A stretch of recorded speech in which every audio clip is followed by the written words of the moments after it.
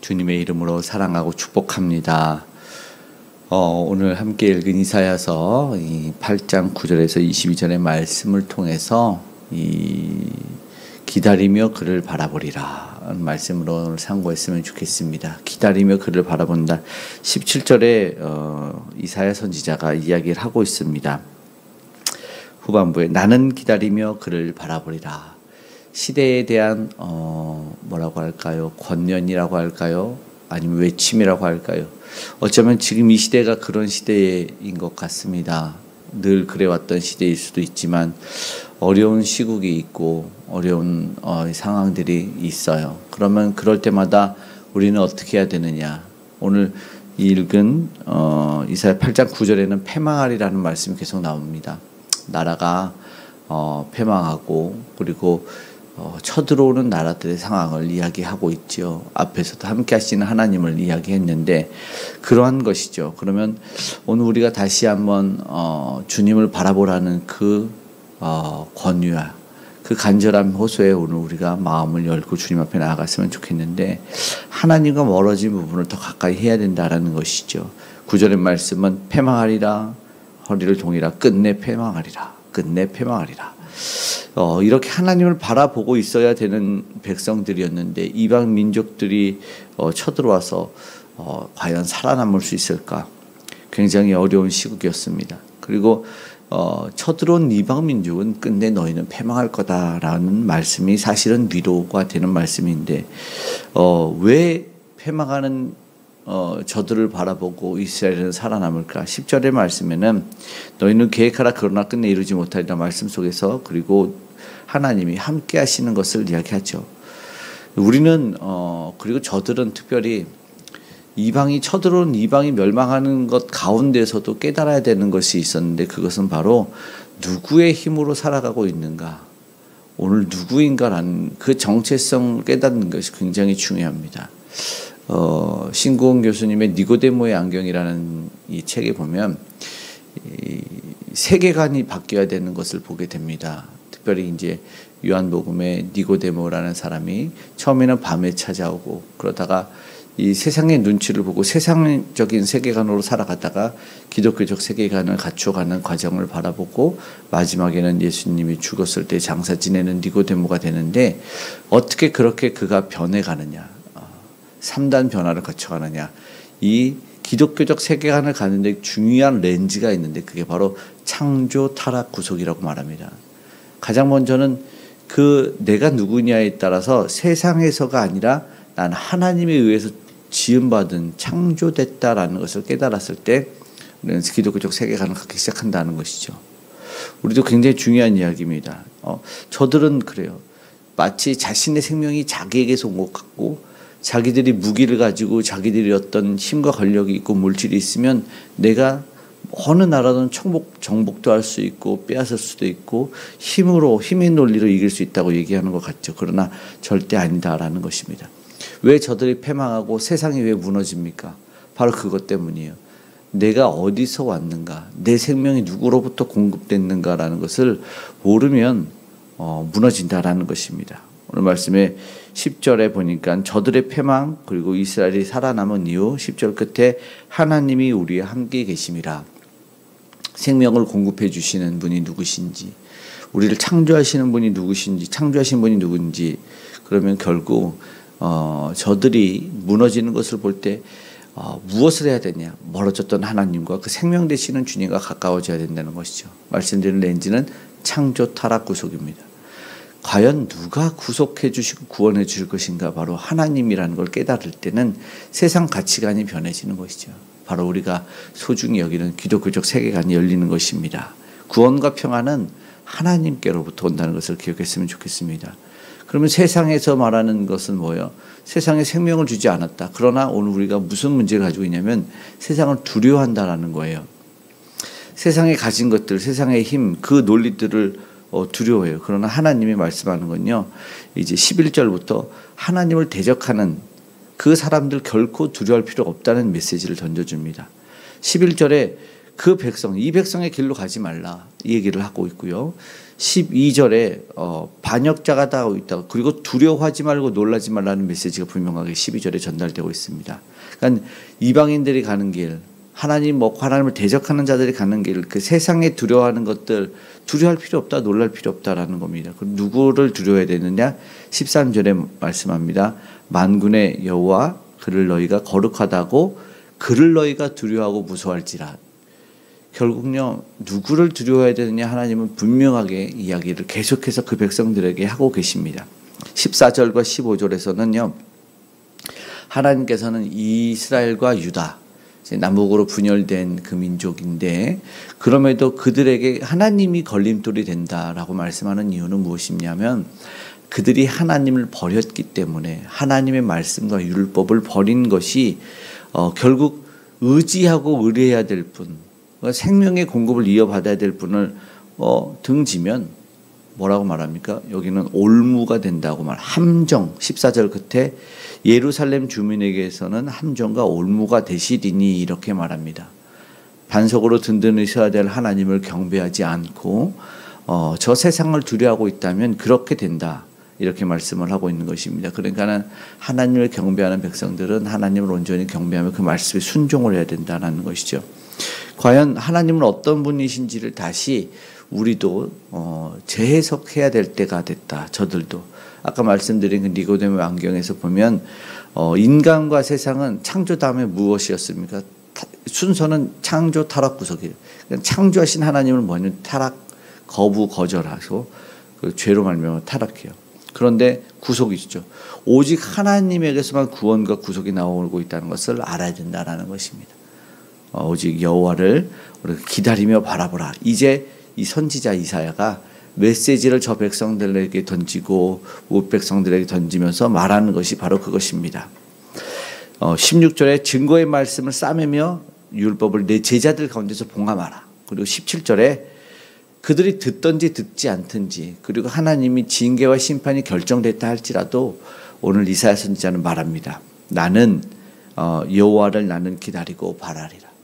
욥도 이런 표현들을 하죠. 사실은 나는 그래도 하나님을, 나의 구속자 하나님을 육체 밖에서도 나는 그 하나님을 바라고 기다릴 거라 이렇게 말하는데 이사야 선지자가 이 간절한 호소를 하는 것이죠. 이스라엘 민족에게 고하는 것입니다. 오늘 사실은요, 이 17절의 말씀이 오늘 우리에게, 이 민족에게, 세계 열방의 해답입니다. 아무리 세상이 어렵고 힘들고 문제가 많이 있고 전쟁이 있다 할지라도 오직 이 말씀 17절에 나는 여호와를 기다리며 그를 바라보리라. 오늘 우리가 대망하죠. 그래서 대림절 대망, 성탄절 바로 하지 않고 이 4주간의 한 달여를 기다리는 이유가 있습니다. 정말 하나님에게 소망이 있는가? 이 땅에 오신 아기 예수에게 우리는 소망이 있는가? 우리는 하루하루 촛불을 켜가면서 기다리고 있는 우리를 돌아보아야 된다는 것입니다. 왜냐하면 해답이 거기 있기 때문에 그렇습니다. 그렇지 않을 때 하나님은 저가 심판과 징계가 계획이 되었을지라 할지라도 남은 자들을 통한 구원이 하나님에게 있다는 것을 사실 이사야 선지자는 알았죠. 남은 자를 돌아오게 하시고 그루터기 사상을 분명하게 이야기를 하기 때문에 그렇습니다. 그래서 18절에 이사야 선지자와 그의 자녀들은 뭐라고 말하냐면 보라 내게 주신 자녀들이 좋은 징조와 예표가 될 거다라는 거예요. 무슨 말이냐면 이스라엘 그 가정 가문과 자녀들은 세상에 빛이 되는 역할하고 징조와 예표의 역할을 자기들은 할 거다. 무슨 말이에요? 심판이 주어지면 심판을 기다리는 삶을 사는 거고 은혜와 약속의 말씀이 주어지면 그 약속의 말씀을 소망 가운데 붙들고 사는 삶을 실제로 살아야 되는데 이스라엘 이 민족들은 그렇게 하지 못했지만 이사야 선지자는 자기 자녀들과 함께 그 삶을 살아낸다라는 거예요. 예수님은 우리에게 그걸 사명으로 주셨어요. 너희는 세상의 빛과 소금이다. 이것이 사실 우리의 사명입니다. 그러니까 세상이 어둡고 이런 때는 하나님 다 버리고 마음대로 가도 돼. 이렇게 말하는 세상에서 끝까지 하나님을 붙들고 살아야 된다는 것을 보여주는 삶을 살아내라는 것이죠. 이사야 선지자는 그렇게 했다라는 겁니다. 자녀들과 함께. 왜냐하면 세상은 아직 더 어둡기 때문에 정말 빛이 어디 있는지를 보여줘야 되는 그런 시기이기 때문에 그렇습니다. 오늘 우리는 이 시간 이 시대에 그런 사명들이 있는 것 같아요. 정말 하나님이 살아계시다는 것을 몸소 보여줘야 보여줘야 한다. 초대교회 로마 그들을 핍박하는 그 시대에도 그들이 그랬던 것처럼, 사도들과 초대교회 성도님들이 그랬던 것처럼 핍박이 몰려오고 시국이 어려워도 내가 믿는 예수 그리스도를 증거하는 빛과 소금의 역할을 감당해냈다라는 것, 그 사명이, 그럴 때 하나님 비로소 영광을 받고 그럴 때 세상이 조금씩 변해간다라는 겁니다. 희망 없는 세상이 희망을 갖는 세상으로 바뀌는 것이죠. 그래서 하나님은 어떤 분이냐? 19절부터 구원하시는 하나님이다라는 것입니다. 19절에 말씀하죠. 중반부에 물으라 하거든 백성이 자기 하나님께 구할 것이 아니냐. 저들이 사실 잘못 구했던 것이 있죠. 살아있는 자를 위해서 죽은 자에게 구하겠느냐. 지금 하나님이 누구에게 구해야 되는지를 말해요. 결국은요, 저들은 무엇을 얘기했냐면 하나님을 바라지 않는 이들은 신접한 자, 마술사에게 간다는 거죠. 우리 믿음의 사람들도 동일하죠. 죽은 자에게, 산자가 죽은 자에게 구하겠느냐. 우리는 살아계신 하나님에게 구해야 된다라는 것이죠. 저들은요, 다급해지니까 신접한 자와 우상과 무당을 찾는 거죠. 그럼 어떤 결과가 일어났느냐. 결국은요, 세상 헛된 것을 쫓고 하나님을 구하지 않을 때는 그 문제를 벗어날 수 없고 징계는 결국 피할 수 없다라는 겁니다. 우리 신앙생활 하다가 믿음이 약해질 수 있어요. 어려움은 올 수도 있고, 그러나 연약하고 갈등이 있다고 해서 하나님에게 묻는 것을 그치서는 안 됩니다. 20절의 말씀을 드려야 되죠. 마땅히 율법과 증거의 말씀을 따를지니, 이게 사실 또 답이에요. 이게 바로 하나님을 기다리고 바라는 마음입니다. 마땅히라고 말합니다. 마땅히 하나님의 말씀을 따르다라는 것이죠. 그래야 세상에서 빛을 보는 것이 무엇이구나, 흑암에 앉은 이들이 빛이 어디 있구나라는 것을 알게 된다는 것입니다. 오늘 이 땅에 어둠에 앉아있는 그 백성들에게 빛으로 오신 예수님이죠. 우리는 그걸 알고 있습니다. 그래서 소망하고 바라고 대망하는 이 땅에 오신 아기 예수를 기다리는 시간을 갖고 있습니다. 오늘 우리는 이 답을 알아야 될 겁니다. 은혜의 시간이 이어질 줄 믿습니다. 그것은 어떻게 됐냐면 바로 17절에 어떠한 상황과 환경에 있어도 여호와를 기다리며 그를 바라리라. 오늘 우리가 그러한 신앙으로 이 어둠의 시대에 빛이 어디서 오는지, 구원이 어디서 오는지를 보여줄 수 있는 저와 여러분이 됐으면 좋겠습니다.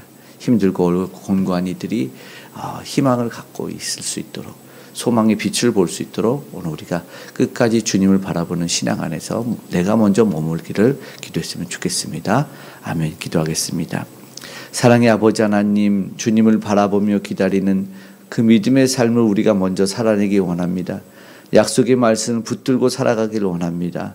주여, 세상에 현란한 불빛이 있고 유혹하는 것들이 있고, 아니 때로는 어려움과 문제와 아픔이 계속될지라 하더라도 우리 주님을 놓는 일이 없게 하여 주시옵소서. 반드시 승리할 수 있게 하여 주시고, 모두가 어둠에 있지만 참 빛이 어디 있으며 참들이 희망과 소망이 어디 있는지를 하나님 우리가 보여주는 삶을 살게 도와주시옵소서. 그리하여 아버지, 저들의 모든 문제가 해결되기를 원합니다. 아픔과 슬픔과 눈물이 닦여지고 모든 질병과 병마가 떠나가고 투병중인 암덩어리와 바이러스가 떠나갈 수 있도록 주여 역사하여 주시옵소서. 오늘 우리 믿음의 백성들 동행하여 주실 줄 믿습니다. 어떠한 상황 가운데도, 어떠한 환경 가운데도 나는 주님을 바라보며 기다린다는 아버지 하는 그 굳은 믿음과 신앙으로 살아가게 하여 주시고, 이것 알려주게 오늘도 오지로 타지로 아버지 하나님 주여 복음을 전하러 나가 우리 선교사님들과 복음 전도자들과 함께 하여 주셔서 놀라운 이적과 기적이 나타나게 하시고, 하나님 특별히 이 나라 이민족을 기억해 주시길 원합니다. 시국이 혼란하고 서로에게 탓하며 미움과 원망이 가득한 아버지 하는 이 모든 시국을 하나님 바로잡아 주시옵소서. 아버지 하나님, 작은 소그룹으로부터, 아버지 작은 가정 공동체로부터 원망하고 탓하는 일들이 무너지게 하여 주시고, 아버지 하나님 위정자들 또한 하나님을 경외하는 마음들을 갖게 하여 주시고 맡겨진 사명이 무엇인지 깨달아 알게 도와주시옵소서. 북녘의 우상이 무너지게 하여 주시고 무엇보다 귀한 다음 세대가 기독교적 세계관을 가질 수 있도록 우리의 창조주 하나님을 알게 하시고 아버지 세상의 죄된 아버지 타락의 본성을 알고 그러나 우리 구원의 주님이 이 땅에 오셨음을 알게 하여 주시옵소서. 우리로 예수의 이름을 부르는 자들에게 나음이 있기를 원합니다. 회복이 있을 수 있도록 역사하여 주시옵소서. 오늘 모든 기도와 간구에 하나님께서 응답하시되 가장 좋은 곳으로 허락하여 주시고 오늘도 아버지 추워진 날씨이지만 우리 마음과 상황과 환경은 아버지 절대로 아버지 하나님 추워 얼지 않도록 붙들어 주시기 원합니다. 곤고한 자에게 나음을 주시옵소서. 오늘 아버지 하나님의 삶의 터전에 모든 가정과 일터의 산업 현장에 안전으로 지켜 보호하시고 우리 모든 기도의 간구에 가장 좋은 곳으로 허락하여 주시옵소서. 감사드리며 고마우신 예수님의 이름으로 기도드리옵나이다. 아멘.